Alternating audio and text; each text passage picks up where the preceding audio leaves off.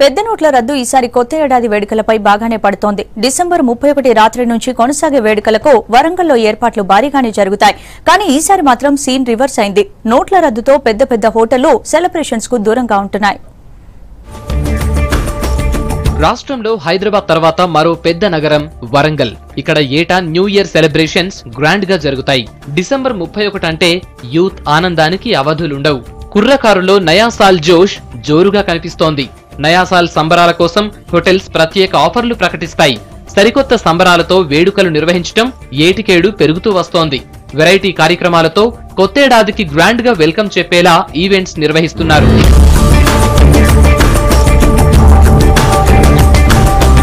కొత్తేడాదికి స్వాగతం పలికేందుకు యూత్ నెల రోజుల ముందు నుంచే ప్లాన్ చేసుకుంటారు.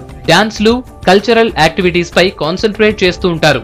అందుకోసం ఎక్కడెక్కడ పార్టీలు జరుగుతున్నాయో లుక్కేస్తూ ఉంటారు. అయితే ఈ ఏడు మాత్రం యూత్ ఆశలపై పెద్ద నోట్ల రద్దు ప్రభావం బాగా కనిపిస్తోంది. కొంత సెలబ్రేషన్స్ పై ఎఫెక్ట్ పడ్డా బ్లాక్ మనీ అరికట్టేందుకు చర్యలు తీసుకోవటం మంచిదేనంటున్నారు.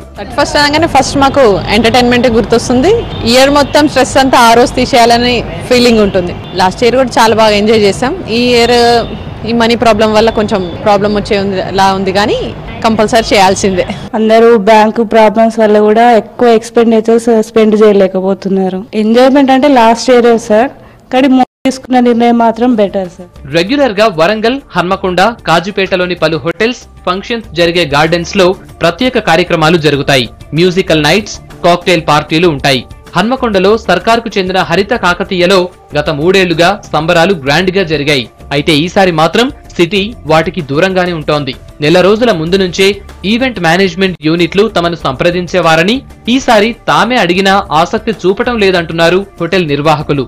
ఈసారి వచ్చేటప్పటికి అంటే నోట్ల రద్దు కానివ్వండి, లేకపోతే మారిన పరిస్థితులను బట్టి ఎవరు ఈవెంట్స్ ఆర్గనైజేషన్ అప్రోచ్ అయినా కానీ అంటే అంత ఇంట్రెస్ట్ గా అనిపించడం లేదు. అంత ఆసక్తి కనపరుస్తున్నందున ఈసారి మనకంటే ప్రోగ్రామ్ ఏది ఇంకా ఫైనల్ కాలేదు హరితాలో చేయడానికి అనేది 31st. న్యూ ఇయర్ కు టైం దగ్గర పడుతున్నా ఇప్పటి వరకు ఒకే ఒక్కరు ఈవెంట్ చేయడానికి ముందుకొచ్చారు. ఓ ఏరోబిక్ సెంటర్ కు చెందిన 2 మహిళలు నెల రోజుల నుంచే అందుకు ప్రిపేర్ అయ్యారు. కపుల్, చిల్డ్రన్ కాంపిటీషన్స్, ప్రైజులు, అన్లిమిటెడ్ లిక్కర్, ఫుడ్ ఇలా ఎన్నో ఈవెంట్స్ చేయాలని ప్లాన్ చేసుకున్నారు. కానీ నోట్ల రద్దుతో సీన్ రివర్స్ అయింది. చివరకు డాన్స్లు, అన్లిమిటెడ్ ఫుడ్ తో మాత్రమే సరిపెడుతున్నారు. టికెట్ ధరను 1200కు తగ్గించాల్సి వచ్చిందని చెబుతున్నారు. మోడీ వల్ల కొంచెం మైనస్ ఉంది, బట్ ఇట్స్ ఓకే. అయినా మేము ముందుకు పోదాము, మేము చేద్దాము, ఒక ఈవెంట్ అనేది సక్సెస్ చేద్దాం. తెలంగాణ ప్రజల కోసం మేము బయటికి వచ్చి ఒక లేడీస్ మీ ఫస్ట్ స్టెప్ చేసి we want to prove something అన్నట్టుగా వీ జస్ట్ స్టెప్ ఇన్ అని ముందుకొచ్చాం. 31st December 8 to 1 o'clock full entertainment and fun, and పిల్లలకి, పెద్దవాళ్ళకి, ఆల్ ఏజెస్ వాళ్ళకి అందరికీ కంఫర్టబుల్ గా ఉంటుంది. టికెట్స్ కూడా నార్మల్ ప్రైస్ పెట్టారు.